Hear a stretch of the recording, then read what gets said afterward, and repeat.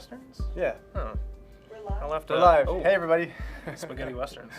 We're talking about spaghetti westerns. We were talking about how it's always a bit of a mad panic to get ready for the show. But We're doing a show. We're doing the show. Oh man. Yeah. Okay. Yeah. Sorry. Welcome. Welcome everybody. That was really distracting. Yeah. Today we're going to be talking about Adobe's new editing platform. It's Yeah. kind of a complementary service to Premiere. Mm-hmm. Definitely aimed towards vloggers and people creating content on the go. Yeah, it was a big week for Adobe. Mm-hmm. They had all kinds of stuff come out. I know I've been downloading applications for the last 2 days trying to get everything updated. So It's a good way to stay productive when you open your day and then, I'm going to update all my cloud apps. And then everything disappears from your toolbar, right? Because they don't have that. And you try and open it Why don't and they they have all that don't work figured out anymore. yet? Where like if you update the app, it'll just Replace update the application toolbar, replace yeah. on the toolbar. But So yeah, this is going to be wink, neat. wink to all of our Adobe followers, right? That's right. Now, we normally talk about a live streaming application, and in a way, this is totally not a live streaming application because it's for VOD stuff, but if you're making live videos, there's a very good chance that you're also making some VOD video as well. There's not many people who exist solely in the world of like the just live video purist. And at some point, you're going to want to chop up your video, and you're going to want to figure out how to do it quickly if you're like us, because you're always running out of time. So Exactly. this is kind of a neat application for that. Although I don't know if it'll make it into our toolkit. And Well, it we probably can won't. get into that a little bit more Sure, later. okay. But you're totally right. Not everybody that's producing live video is only VOD and vice versa. But I think it has a good fit for those folks that are just starting to kind of dabble their feet into Tell people what they it wanna is. do. Give me the elevator pitch. Okay. You're Adobe. So I'm Adobe. I've just released this new cloud app. You can access it on your iPad, on your iPhone, and on your desktop as well. Mm-hmm. And it uses the Creative Cloud to kind of bridge everything together. So as you load assets into that, you can shoot material on your iPhone, you can cut it on your And I can iPhone. do basic video editing. You can do all the basic stuff on your phone. Okay. And then if you need to get onto a desktop, then you can load it onto your, or then the Premiere project file or the Rush project file will be available right for you on your computer. And then you can even get in a little bit deeper if you want to do some editing in Premiere. So all of those Rush project files are editable in Premiere and After Effects. Okay. So it's a basic video editor Yeah. for people who don't want the super rich version of Premiere, which is kind of intimidating for It a lot can of be. people because Yeah, there's a totally. ton of stuff you can do there. Totally. Some people just want to do some basic video editing. And I noticed when I looked at the promo for this product, they were talking a lot about being able to push to social really easily, Yeah, right? totally. Yeah. So it takes a lot of these tools where you can have color correction, titling that you would do in After Effects, audio treatments that you would do in Audition, Yes. and then even encoding that you would do in Encoder. And it's taken all of these features, brought it into all-in-one platform, and just put it out into one app. Cool. So It's they made iMovie. Easy to use that. Yeah, I think it's iMovie Pro, Sure, which okay. was Final Cut X. But Okay, I guess Adobe's we'll version we'll of get into iMovie. that. So just to let you know, I'm watching the chat here. We have Stefan and Marta and BBI watching, so hello everybody. Put your comments in the chat, and if you have any questions about what we're talking about today, or if you have any things you want us to dive into, please let us know, and we'll talk about it. So I've kind of prepared a little example. Do you want to get Ooh, into yeah. that now? Sure, okay. So very, very rushed. Our producer and I this afternoon went and shot some material to make a video using So we're Rush. gonna walk people through. Yeah, so we're gonna kind how to of use rush it? through Rush. This will be like the Rush through Rush. Okay. Rush through Rush. I'm all in.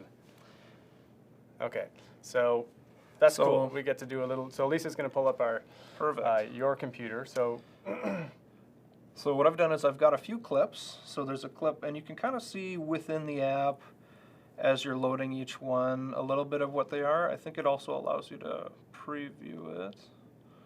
There we go.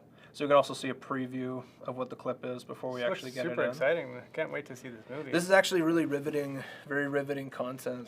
So Our new coffee maker. It was a pretty big deal Exactly. around here. We got a Nespresso, free promotion for you, Nespresso and Adobe today. Coffee maker, and we're going to look at some footage of that and make a cool little cut. Is that it?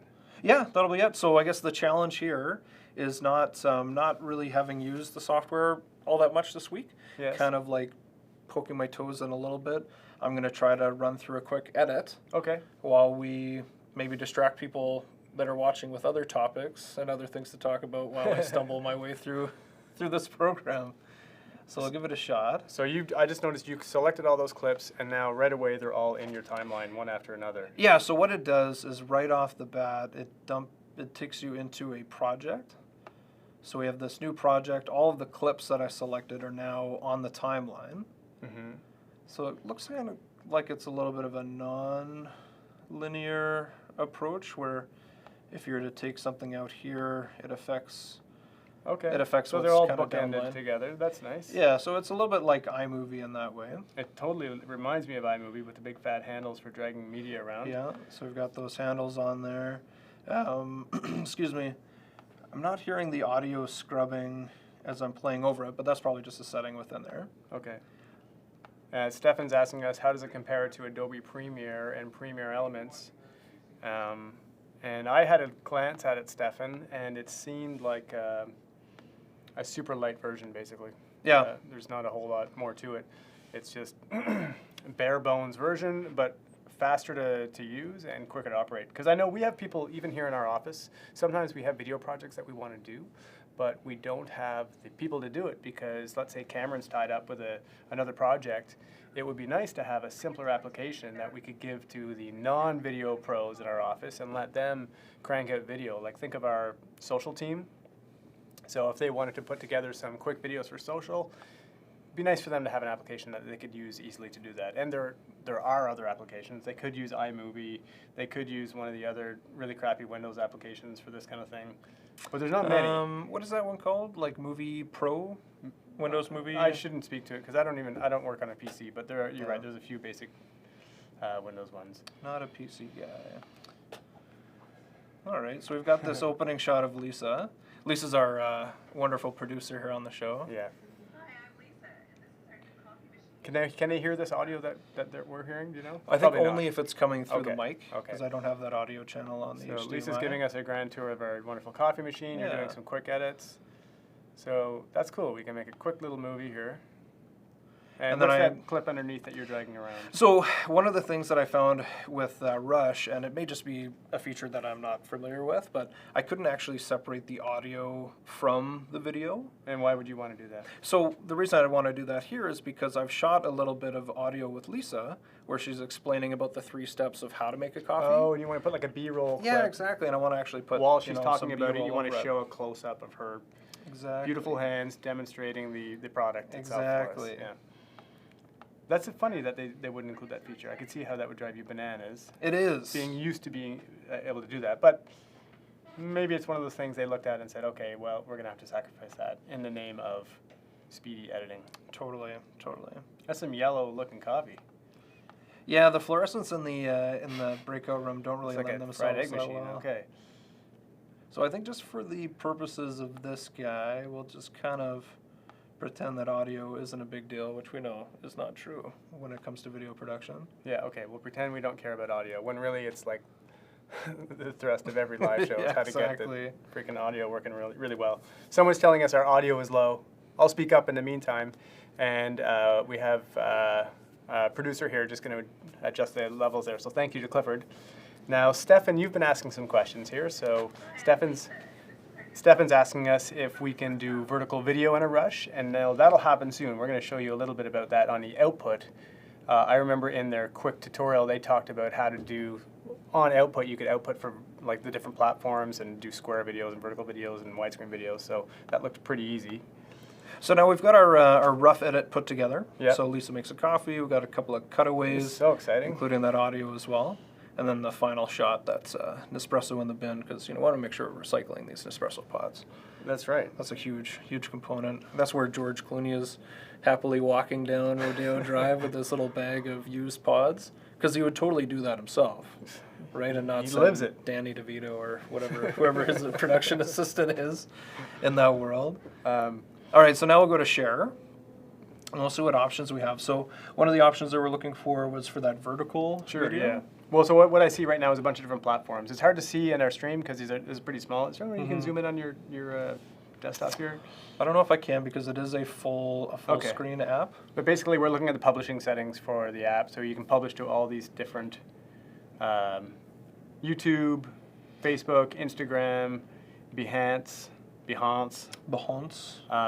And I'm guessing they're going to make more platforms to publish to. And I imagine you can also output just generic files from this thing too. Now, it looks like on Instagram it does recognize that it's going to like that 9:16 So format. it formats it for the platform. Yeah, so it'll just format it for the platform. Cool.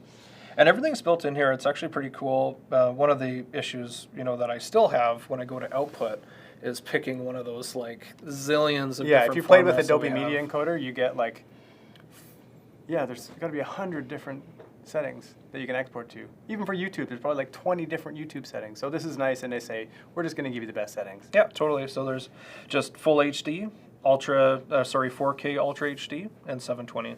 So really simple, and that way if it's the first time you're using it, you have no clue how to actually run it. And also, when you do the export, it'll pick up all of the settings that we actually put in. So have a local copy, the YouTube copy, and the Instagram copy. And it's going to publish it right to your page. If you were logged in, I didn't log into any of these platforms. So where's it going? It's going to the desktop, but it'll be formatted for YouTube. Oh, okay. Yeah.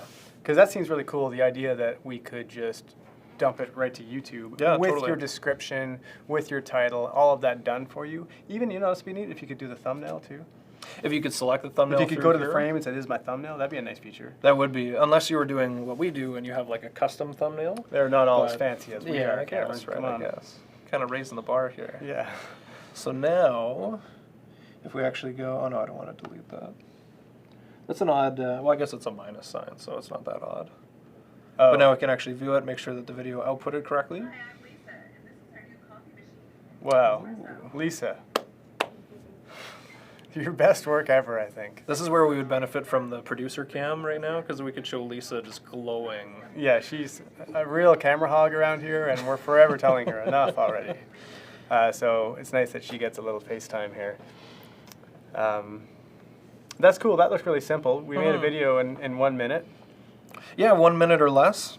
Can't really speak to the merits of the video if it's all that great, or if anyone's actually going to learn how to use learn how to use the coffee maker. Check 1 minute or less. But yeah, just from playing around with it, I feel like this would be a really good app for folks that are just getting into this model. So maybe they were YouTube users and they were finding some benefits from the inline editing, which was through the studio, right, through the Creator Studio. Which still exists. I went and tested it the other day.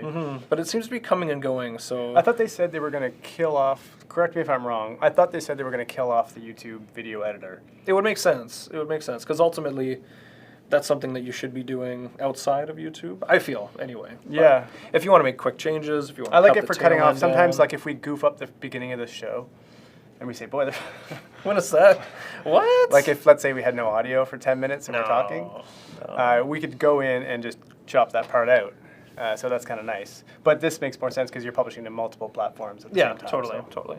And actually, one of the cool things that I wanted to get into was a little bit more of like the Sensei AI. Have you heard of this from Adobe? I know I read the word sensei a lot when I read Adobe Publishing. Yeah, so it's popular term. So they're using artificial intelligence to help you with correction when it comes to audio. Okay. So there were some cool tools just playing around with it where, if you're in a location, you've got that weird buzz, there's a million... It can figure out how to... Yeah, it can actually figure out how to do it. So if you're not familiar with Audition and how to run those, run through those actual settings and actually clean it up manually, then you can use it for that. And I think that those Sensei also applied, or the Sensei AI was also applying to the titles. Yeah. So how you can put in titles and actually bring stuff in from the cloud as well. So we have a question here from BBI Productions. What's the cost? So from this one, you can add it on to your cloud. So if you already have a cloud membership, it'll just be a part of it. So that's like $30 a month kind of thing? I think the full cloud is like 50 US, so like 67-ish Okay. Canadian, I think. So but you can have this one alone for $9.99 a month. $10 a month. Yeah, for $10 a month. That's all right. Yeah, and it looked like there were some introductory offers as well. So Yeah. if you're just starting, then you can have an unlimited account, but you can only have 3 outputs from that one. Right. But they're definitely giving you a few options so you can get your feet wet, see Yeah. if it could actually apply or help you. You could always sign up for a month and then, like I would sometimes do, is sign up for a little while, and then when I'm done my projects, just get rid of it. Or at the end of It's every easy to scale up Amazon and down Prime. with those things. Oh, sorry. That's right. Give away the secrets. Yeah, I mean, we're Adobe users here in our office, so it's not such a big deal for us in the cost, but I know this whole cloud thing drives people bananas.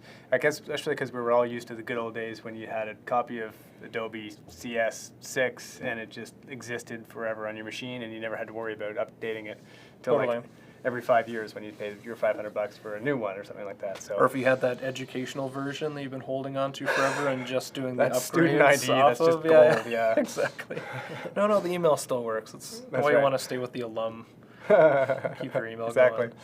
So, but no, I don't know. Honestly, I don't know how it's going to fit in with our workflow, just because it seems like it's very, very simple. the only way I could see this fitting into our workflow is if we were to expand our video team outside of our current people. Yeah. So if we were to cut you into 5 smaller pieces and each one of you had 1/5 of the knowledge, they could each use this. Well, and with its cloud-based platform too, that would be an interesting experiment in seeing how you could do So how does the kind of like a cloud-based operation. How does it work? What part of it is cloud-based?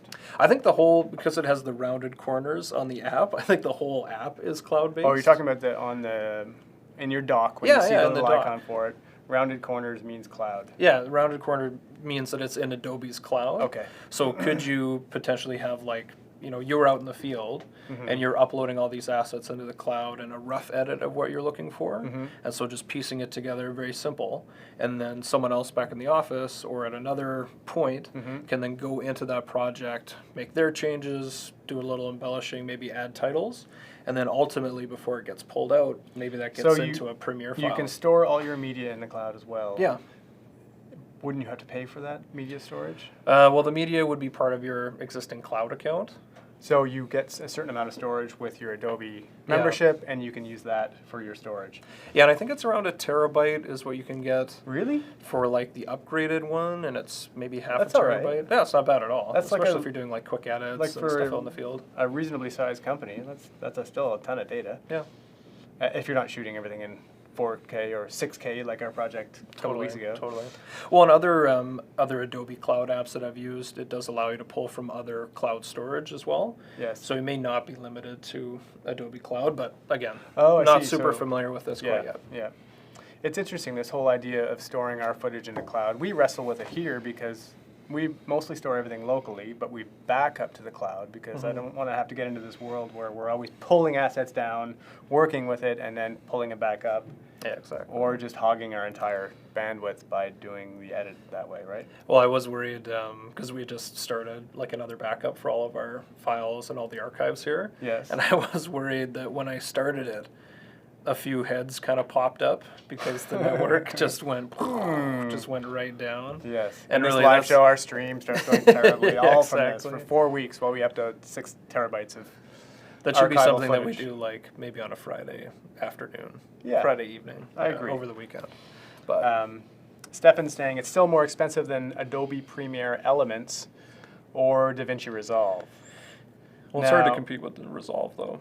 Well, that's a totally different ballpark in terms of it's a pro app. And but what about Premiere Elements? Does that exist still? Premiere Elements. So Or is that like an old thing? because I had that one, and I was just trying to think of what, because was it Elements? And it was just really boiled down. I think that was Flash, maybe Adobe Flash. I'd have to pull out my phone. Or not. Flash not- was the yeah, not the animation. platform, but like Yeah. another way of indicating super quick video. Okay. Because there was another one, and I can't remember what it's called right now. But Okay, it was okay. a cloud-based app from Adobe. Yes. And you could dump all the assets in, and even do automatic editing for you, which was kind of fun Right, if you're yeah. like out at the zoo, or if you want to just like Oh, make a family quick, stuff Yeah, and- quick yeah, family okay. stuff. Do a quick edit, and it would just take all the clips, kind of Yeah. smash them together, and then using Adobe's music service, even do the cuts kind of based on that Yeah. music, so it'd have different cuts based on the tempo. So let us know if there's any other apps like this that fit your workflow, because I'm curious. I only know about this, iMovie, Elements I'm learning about, and whatever the Windows ones are. But I don't Yeah. know those Windows ones and if they're any good. But I'm also more interested in a pure cloud-based application where it's like this is still a desktop application that's kind of half, 1 foot in the cloud, 1 foot on your desktop, right? So could you go to adobe.com and actually do your editing in Yeah, the cloud so platform? like we talked about cloud video editing a lot because we have a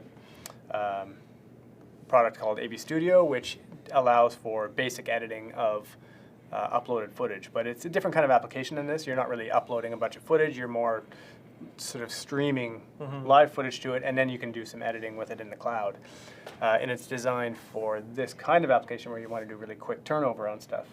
But there's still not a whole lot of pure cloud-based video editors, so I think it's kind of a neat topic for us. Well, and if you were to have a huge seminar, have a whole bunch of material coming in, right? Like you don't have to get into the edits very far. Yeah, It's that's the way get we the design it. tail, We get call it like the bumper on there. low-touch edit, the person who doesn't have the budget for a full-time Cameron Rhodes production, where you go in Who does, with your though? paintbrush and Maybe that's what's slowing me down. I have to stop using a paintbrush. It's a lot of dry time in there. Yeah. Editing by yeah, numbers. get with Adobe Rush already. Stop with the B-roll. Yeah, what's with all this B-roll? That's right. Just throw it out there. Remember, I like the idea of doing live, like on-camera editing. You know, when you got your camera, you push start, Oh, go. yeah. Then you push stop. Then you go to the next cut, start, stop. Well, That's then you like had the to- lowest touch editing. You had to have like the VHS player queued up when you wanted to record if you're going tape to tape. So starting playing and then hitting record just at the right moment. This is like Oh, I see. yeah, Okay. very, Yeah. very low grade. We did have another question from Stefan about multi-camera editing. Like, can you do multi-camera editing in this? Like, can I put one track? Can I do two tracks and basically slide them on one on top of another? Not that I saw, but Okay. there are multiple tracks within the app. So I could pull, one of these up. Oh, so we can do the Yeah, so there's B-roll thing. multi-track. It's just we couldn't figure out the audio thing if and when you do that kind of edit. Yeah, because now that I have these on different layers, Maybe you're allowed to turn off audio for a whole layer or something like that. because I still only have the one audio layer, and then it looks like each of these Yeah. might have been Well, separated. it looks or they're nice. embedded I in. must say I've had time with the new Photoshop this week and a few of the other Adobe apps, and they're all a big update. I mean, again, they come with a big cost, and I know for a lot of people it just means it's not usable for them. Well, and it's that long-term cost, right? Like George was over and he was asking before, who is this program going to be targeted Yeah. at? And really, like, if you're into that kind of short-term cost where you're paying $9 a month, it's going to add up year after year after year versus having that suite that you can just pay the bulk in advance and then you have it and you're not paying for those monthly kind of costs. So it's a psychological thing as much as anything else. a little Yeah, bit. exactly. Exactly. Yeah, Stefan's also mentioning the easy learning curve here, and I'm guessing it would be really quick, like Magic Fast Cut or the GoPro software. That's kind of a good comparison. The GoPro Yeah. editing software. Or Sony Vegas, right? Like Sony Vegas Yes. is so easy to use. Oh, okay, yeah. Yeah. It's kind of died out. I don't hear Oh, people yeah. using that at all. No. I don't In fact, think even they're- Final Cut Pro, I used Final Cut Pro for many years, and I liked it, and I even liked the new version. But then I switched over to Premiere, and I'm pretty happy. It's nice. Well, and not being a really, like, I mean, this review isn't super fair to Rush because it was pretty rushed, but not having a deep dive, I'd like to see how those files are managed as well, because with iMovie and Final Cut, one of the things I didn't like was the That was the asset biggest thing for management me. and the libries. Yeah, I didn't Where like is that either. everything, I'm right? sorry, my phone is ringing, and somehow my computer knows this. It knows where you are. It knows this. They try to track you down. That's right. Yeah. Like, hey George, I'm just trying to Yeah. call you during your live show, but you didn't answer. So Ugh. All right. Well, what were we talking? we were talking about how the media Oh, yeah. storage on Yeah, the so the iMovie media and Final storage. Cut Pro is totally obnoxious. It stores it in this just hidden vault that if you want to get access to it, you have to open like 37 folders. You can never find your native files. It's the primary reason why I left Yeah. Final Cut and went to Premiere, and also the After Effects integration, which is massive if you like doing any kind of motion stuff, which is super fun. Totally. It's really good for that. Well, and I would like to see too, getting into this more. I'm how assuming you can integrate it. Yeah. Yeah, and there is integration, and as well as the titles that you can generate through this like Let's pull up a title. cross-platform. It's funny. One of the things I liked in this in the promo for this product was this super snazzy, nice-looking titles out of the box that kind of looked good, and means we're gonna have like better designed videos for people who are doing these kind of quick videos. Because if you watch poorly designed titles, well, I don't like it, but I'm fussy that way. There you go. Stylish Welcome Yeah, stylish welcome. by Lisa. Coffee maker.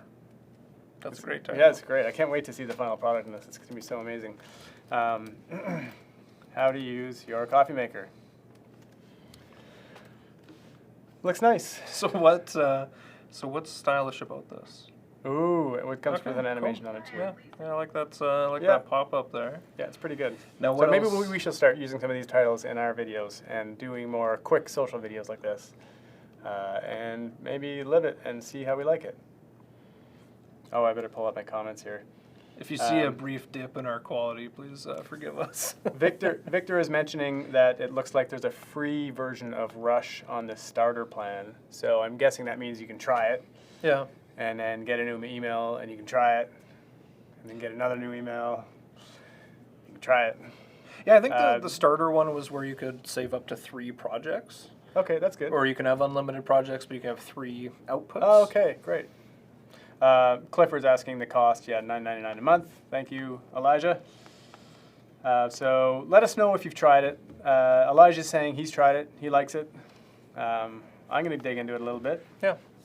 Marco's telling us that Luma Fusion for the iPad is nice. So I'm guessing this is also a very iPad-friendly application, as we mentioned. So You have to check that one out. I still dread the idea of doing kind of video editing on a touch screen device. Once you get used to a desktop interface, and then you just have to Yeah. do like editing or any kind of complex computing of any kind on an iPad, I think that would drive me crazy. Well, I it's see, the pinching. Yeah, where all that you gotta stuff. pinch and you gotta and I trim know, in I know, like there. with Photoshop, you would get nice, more hands-on sort of brush and drawing stuff, and I get that. But trying to do stuff like this, where you're like a keyboard shortcut machine, like I'm sure you are, and Yeah, stuff like exactly. that, it would drive me bananas. Well, doing like ripple deletes and just Yeah. stuff that's very Yeah. inherent. Yeah. There was actually that other Adobe app that I still can't remember the name of. That was one of the cool cutting features that you could cut the timeline, With and your you would you'd select it and then you'd swipe down on We it. need and the that ones would, with the little, that would like trim the clip. with the little things that we hold and do it all in the air. Oh yeah. Yeah. Minority Report. Yeah, I kind don't of remember that part of Minority stuff. Report when he was like cutting the home video that he kept And watching. posting it to yeah. Friendster. Yeah. Ugh. Cool. So that's good. Thank you, Cameron. That's a pretty good overview. It was okay. You're grading It was yourself. okay. Yeah. Yourself B. I was hoping that we might have a more coherent video that we could put out.